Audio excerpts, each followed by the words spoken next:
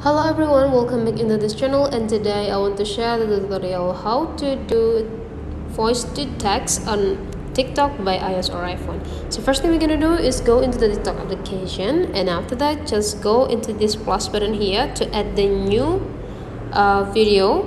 So please go into the upload and choose which video that you want to add into your content, and after you choose one you can just click next.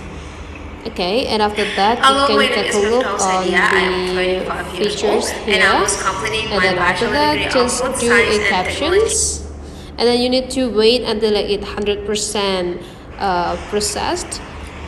Okay, now you already have the captions, or you already have the text according to the voice or audio of your video. And after you finish recording this, after you finish got the text or caption, you can go into the save button, and then you can upload by clicking next and add more caption, and after you finish with the caption you can click upload.